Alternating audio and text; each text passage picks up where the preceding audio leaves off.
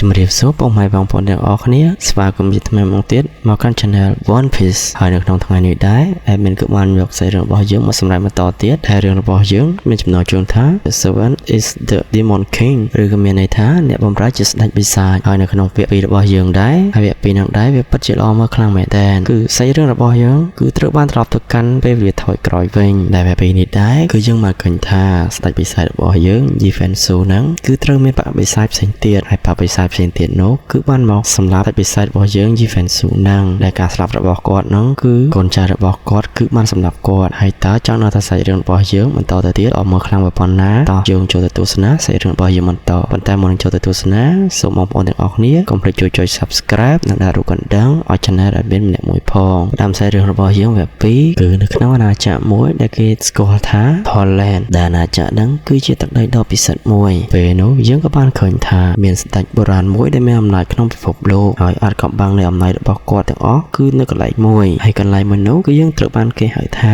Abyss ហើយកន្លែងនោះដែរគឺជាកន្លែងដែលមានអំណាចដែលអាចគ្រប់គ្រងឋានសួគ៌និងផែនដីបានហើយនឹងមិនអនុញ្ញាតឲ្យនរណាម្នាក់រំលងគាត់បានឡើយពេលនោះយើងក៏បានឃើញថាគឺមានបរិយាម្នាក់ដែលគាត់នោះគឺកំពុងតែអង្គុយនៅលើបល្ល័ង្កមួយហើយគាត់នោះហើយគឺជាស្ដេចបិសាចដែលមានឈ្មោះថា Defensu ហើយពេលនោះដែរយើងបានឃើញថាមានក្រុមទេវតាមួយក្រុមនោះគឺបានមកសម្លាប់គាត់មកដល់នៅក្នុងវិមានតែម្ដងហើយខណៈពេលនោះកូនចៅរបស់ Defensu វាក៏បានរំលំដំណឹងមកប្រាប់ស្ដេចបិសាចបន្ទាប់មកវាបាននិយាយថាលោកម្ចាស់កម្លាំងការពាររបស់យើងត្រូវបានគេមកកម្ចាត់ហើយពួកគេហ្នឹងគឺនឹងមកដល់ក្នុងពេលឆាប់នេះហើយការមួយនឹងដែរគឺវាឈ្មោះថា Chainsai ហើយវាក៏បាននិយាយបន្តទៀតថាវាមិនយូរទៀតទេលោកម្ចាស់ស្ដេចទាំង7អង្គហ្នឹងទីទៀតគឺគាត់នឹងមកដល់ហើយពេលនោះ Defensu ក៏បាននិយាយទៅវិញថាឯងក៏មករំអីហើយពេលនោះដែរគឺយើងបានឃើញថា Defensu នោះគាត់ក៏បានទៅប្រយុទ្ធជាមួយនឹងស្ដេចបិសាចទាំង7នោះហើយគាត់ក៏បាននិយាយបន្តទៀតស្ដេចទាំង7ហ្នឹងគឺមិនមែនជាគូប្រកួតរបស់យើងទេហើយយើងក៏មិនដែលគិតថាពួកគេអាចមកកម្ចាត់យើងនៅក្នុងទឹកដីយើងនោះទេឯងឆាប់មកជាមួយយើងមកហើយខណៈពេលនោះដែរស្ដេចបិសាច Defensu គាត់ក៏បានមកដល់ហើយគាត់ក៏បានឃើញថាមានកងទ័ពជាច្រើនហើយកងទ័ពទាំងនោះដែរគឺត្រូវបានបញ្ជាមកដោយស្ដេចទេវតាពេលនោះដែរកងទ័ពទេវតាពួកវាក៏បាននិយាយថាឆាប់បកគលខ្លួនឲ្យពួកគេចាប់ទៅហើយនឹងកន្លែងហ្នឹងផងដែរហើយពេលនោះស្ដេចបិសាច Defensu គាត់ក៏បានគិតទៅវិញថាពួកឯងមានសមត្ថភាពអ្វីមកហ៊ានបញ្ជាយើងតើហេតុអ្វីបានជាពួកឯងហ៊ានបញ្ជាខ្ញុំអញ្ចឹងទៅវិញហើយពេលដែលគាត់និយាយចប់គាត់ក៏បានហក់ទៅវាយពួកនោះហើយពួកកូនចៅទេវតានោះគឺពិតជាគ្មានកាឡូជាមួយគាត់នោះទេពួកកូនចៅទេវតាពួកវាក៏បាននិយាយថាគាត់មកដល់ហើយឆាប់ប្រុងវាប្រយុទ្ធទៅប៉ុន្តែមិនបាននិយាយទាំងស្រួលបួប៉ុន្មានផងតែបិសាច Defensu នោះក៏បានមកដល់ភ្លាមហើយសម្រាប់ពួកកូនចៅទេវតានឹងពី3នាក់ស៊ីផយតែម្ដងពេលនោះគាត់ក៏បានលើកសម្លេងនរណាម្នាក់ហើយក៏អាចឆាប់ឡើងទៅលើហើយស្ដេចបិសាច Defensu គាត់ក៏បានហោះឡើងទៅលើកន្លែងនោះជាមួយនឹងកូនចៅរបស់គាត់ឈ្មោះ Chainsai ហើយពេលដែលគាត់ឡើងទៅដល់នោះចាប់តែឃើញថាគឺមានស្ដេចទេវតានឹងចំនួនតែ5នោះទេពេលនោះដែរទេវតាមួយក៏បាននិយាយថាឯងឆាប់ទុកកន្លែងហ្នឹងឲ្យគាត់ទៅឯងឆាប់យកកន្លែងហ្នឹងឲ្យយើងមកហើយយើងនឹងទុកជីវិតឲ្យឯងហើយពេលនោះ Defensu ក៏បានតបទៅវិញថា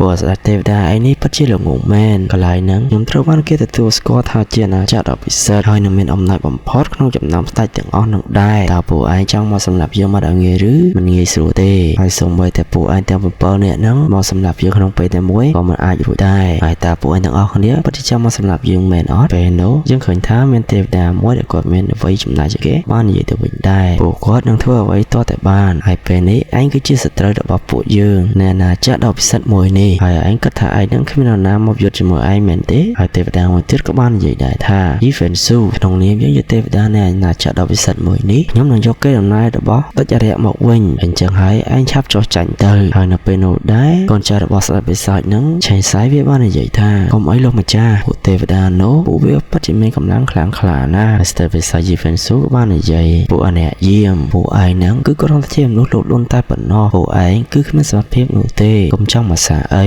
ហើយខណៈពេលនោះដែរយើងក៏បានឃើញថាគឺមានដាវមួយបានចាក់ពីក្រោយនៃខ្លួនគាត់ហើយតាមពិតទៅអ្នកដែលសម្លាប់គាត់នោះគឺជាកូនចៅរបស់គាត់ហើយវាក៏បាននិយាយដែរថាលោកម្ចាស់ឆាប់ចោះចាញ់ទៅអ្នកដែលមានបញ្ញាគឺទៅតែសម្រាប់ខ្លួនទៅតាមស្ថានភាពហើយនៅពេលនោះដែរតែវិស័យក៏បាននិយាយថាតាមពិតទៅគឺឯងហើយឯងគឺជាអ្នកធ្វើឲ្យបែកធ្លាយនៃព័ត៌មានរបស់យើងហើយឯងក៏បានផឹកកន្លែងយើងឲ្យពួកគេចូលមកទៀតហើយហេតុអ្វីយើងជាលោកម្ចាស់ឯងហើយយើងខំចិញ្ចឹមឯងតាំងពីតូច មកដល់ពេលនេះតើហេតុអ្វីបានជាឯងមកក្បត់យើងដោយចឹងទៅវិញហើយឆេងសាយវាក៏បាននិយាយទៅវិញថាលោកគ្រូខ្ញុំពិតជាជំពាក់គ្រប់យ៉ាងលោកគ្រូមែនប៉ុន្តែលោកគ្រូមិនគួរថែរក្សាតំបន់ដ៏ពិសិដ្ឋមួយនេះនោះទេហើយកន្លែងហ្នឹងគឺជាកន្លែងមិនល្អសម្រាប់លោកគ្រូឡើយពេលនោះតែវិស័យ Jivensu គាត់ក៏មើលហើយក៏និយាយទៅវិញថាតើឯងមិនគ្រប់គ្រាន់មែនទេហើយអ្វីគ្រប់យ៉ាងដែលយើងផ្ដល់ឲ្យឯងហ្នឹងគឺមិនគ្រប់គ្រាន់មែនទេហើយខណៈនោះដែរវាក៏បានដកដាវដែលចាក់ពីខាងក្រោយស្ដេចបិសាចហ្នឹងចេញតែម្ដងដែលធ្វើឲ្យស្ដេចបិសាចនោះត្រូវរបួសជាខ្លាំងហើយឆេងសាយវាបាននិយាយថាប្រសិនបើលោកគ្រូមិនជឿរឿងអ្វីមួយនោះបញ្ហានោះវាមិនកើតឡើងនោះទេលោកគ្រូបានមករៀនខ្ញុំថាបើសិនជាមានអ្នកណាធ្វើខុសត្រូវតែផ្ដន្ទាទោសហើយពេលនោះតែវិសាចគឺគាត់ពិតជាឈឺចាប់ខ្លាំងមែនតើឯងនិយាយបានល្អមែនហើយ Jivensu ក៏បាននិយាយពាក្យមួយម៉ាត់ចុងក្រោយថាបើទោះបីត្រូវបំផ្លាញកន្លែងដ៏ពិសិដ្ឋនេះក៏ដោយក៏ខ្ញុំមិនប្រកល់ឲ្យអ្នកផ្សេងដែរហើយរំពេចនោះស្ដេចបិសាចគាត់ក៏បានបំផ្លាញខ្លួនឯងនៅលើអាកាសនោះផងដែរហើយបន្តមកទៀតស្រាប់តែមានវិញ្ញាណរបស់គាត់នឹងហោះចុះមកក្រោមដែលពេលនោះដែរគឺនៅក្នុងព្រៃមួយនោះយើងបានឃើញថាមានមនុស្ស3នាក់ហ្នឹងគឺបានស្លាប់បាត់ទៅហើយក្នុងនោះក៏យើងបានឃើញថាមេប្រុសនោះគាត់ក៏បានស្លាប់បាត់ដែរប៉ុន្តែយើងមិនដឹងថាគាត់ស្លាប់ដោយសារមូលហេតុអ្វីនោះទេហើយពេលនោះឯងគឺវិញ្ញាណស្ដេចបិសាចនោះក៏បានហោះចូលមកសន្ធិដ្ឋក្មេងប្រុសម្នាក់នោះគឺបានធ្វើឲ្យក្មេងប្រុសម្នាក់នោះរស់ឡើងវិញពេលនោះគាត់ក៏បោកភ្នែកឡើងហើយក៏និយាយថាតើនេះគឺជាខ្ញុំថ្មីមែនទេហើយគាត់ក៏បាននិយាយទៀតតែថាវាមិនអាចទេយើងគឺជាស្ដេចបិសាចមិនក៏បានមកបញ្ចប់ត្រឹមក្មេងតូចនេះទៅវិញហើយរំពេចនោះពេលដែលគាត់គឺនៅក្នុងព្រៃគាត់ក៏បានឃើញថាគឺមានសត្វអ្វីម្យ៉ាងនោះទេតែវានឹងគឺកំពុងតែសង្ងំខ្លួននៅក្នុងព្រៃតែតាមពិតទៅវាគឺជាសត្វឆ្កែចចកហើយសត្វឆ្កែចចកនោះវាក៏បានឃើញក្មេងប្រុសនោះហាក់បីដូចជាចំណីរបស់វាអញ្ចឹងដល់វាមិនមកអង្ពេលយូរនោះទេវាក៏បានរត់សម្ដៅមកកាន់ក្មេងប្រុសម្នាក់នោះហើយពេលនោះក្មេងប្រុសម្នាក់នោះគាត់ក៏បានឃើញ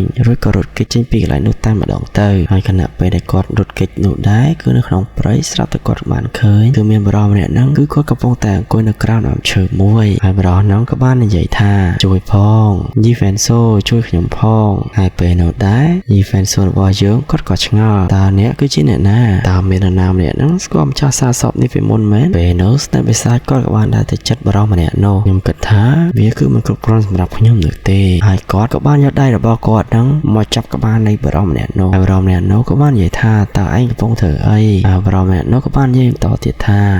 ឯងគឺជាមិនមែន Jivensu នោះទេហើយឯងគឺជានរណាគេដែរហើយពេលនោះ Jivensu ក៏បាននិយាយថាមែនហើយខ្ញុំមិនមែននោះទេហើយយើងគឺជាស្ដេចបិសាច Jivensu ហើយពេលនោះស្ដេចបិសាច Jivensu គាត់ក៏បានស្រូបព្រលឹងវិញ្ញាណបរិសម្នាក់នោះគឺបានធ្វើឲ្យសត្វនៅក្នុងព្រៃនោះក៏បានផ្អើលរត់គេចតែម្ដងបន្ទាប់មកព្រលឹងក៏បានមកដល់យើងគឺបានឃើញថាបរិសដែលយប់មិញនោះដែលត្រូវស្ដេចបិសាច Jivensu ស្រូបយកព្រលឹងនោះក៏បានស្លាប់បាត់ទៅហើយមកបរិសម្នាក់នោះគឺនៅសល់តែស្បែកឆ្អឹងនោះទេបន្ទាប់មកស្ដេចបិសាចគាត់ក៏អង្គុយសមាធិហើយការសម្លាប់បរិសម្នាក់នោះសមត្ថភាពរបស់ស្ដេចបិសាចគឺនឹងឡើងខ្ពស់ខ្លាំងបំផុតនៅក្នុងទឹកដីដ៏ពិសិដ្ឋមួយនោះដើម្បីស្រូបយកអំណាចរបស់មនុស្សផ្សេងទៀតដើម្បីខ្លួនគាត់ទៅជាមនុស្សថ្មីមួយទៀតហើយធម្មពលវិញ្ញាណរបស់រាងកាយម្នាក់នោះនឹងច្រានចោលរូបរាងកាយចាស់ទៅជារូបរាងកាយថ្មីមួយផ្សេងទៀតដូច្នេះហើយដើម្បីបំលែងវាទៅជាធម្មពលរបស់អរិយវិញនឹងស្រូបធម្មពលនោះឲ្យច្រើនហើយពេលនោះដែរស្ដេចបិសាចគាត់ក៏បានយកដៃរបស់គាត់នឹងយកកណាត់នៅលើខ្លួនបរិសម្នាក់នោះយកមកពាក់នៅនឹងខ្លួនរបស់គាត់វិញបន្ទាប់មកស្ដេចបិសាច Jivensu បាននិយាយថាតើព្រឹកហើយឬនៅខ្ញុំមិនជឿថាខ្ញុំចំណាយពេលឡើងពេញមួយយប់នោះទេដែលបំលែងពីធម្មពលរបស់ខ្ញុំថ្នាក់ទី2ហ្នឹងនៃកម្លាំងឈីនោះទេហើយពេលនោះដែរគាត់ក៏បានយកដៃរបស់គាត់ហ្នឹងលើកឡើងលើក៏បញ្ចេញយុទ្ធសាស្ត្ររបស់គាត់រួចក៏បានបាញ់ទៅលើផ្ទាំងថ្មមួយផ្ទាំងបានធ្វើឲ្យផ្ទាំងថ្មនោះបែកខ្ទេចតែម្ដងហើយពេលនោះដែរយើងក៏បានឃើញថាទង្វើរបស់គាត់ប្រែទៅជាខ្មៅដល់ពេលនោះគឺត្រូវបានគេហៅថាគឺជាស្ដេចនៃដាវឆេងហើយគាត់ក៏បាននិយាយថានៅពេលដែលគាត់ត្រឡប់ទៅអាណាចក្រដ៏ពិសិដ្ឋនោះវិញវានឹងជាទីបញ្ចប់របស់អ្នកឯងវិញហើយបន្ទាប់មកយើងក៏បានឃើញថាគាត់ក៏បានលោតពីដើមឈើមួយ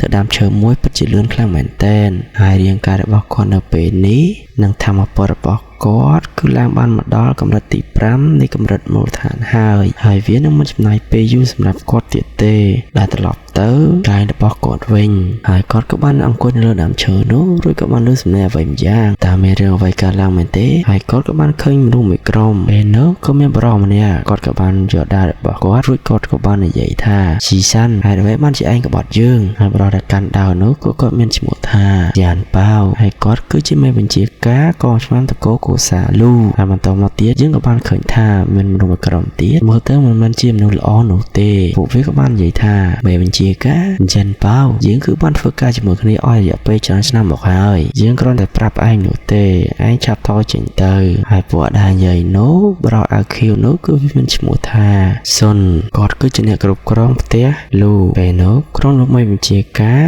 ក៏បាននិយាយមកវិញថាលោកសុនដងនាគបញ្ច្រាគឺជាបច្ចេកទេសមួយដែលបានឆ្លងកាត់ក្នុងគ្រួសារលូមកគ្រប់ចំនួនមកហើយ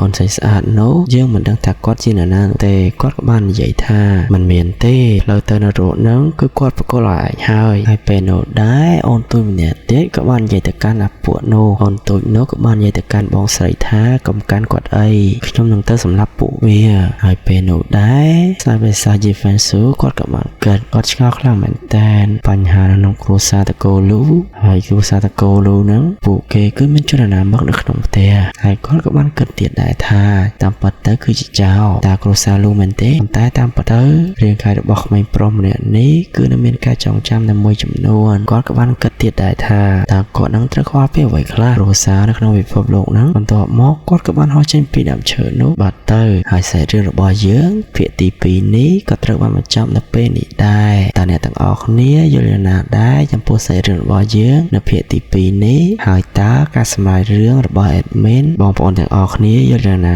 ដែរបើគិតថាល្អ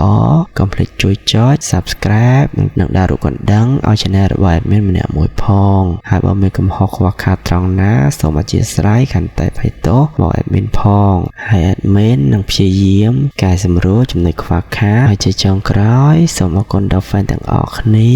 បង fan ទាំងអស់គ្នាប្រកបដោយសុខភាពល្អ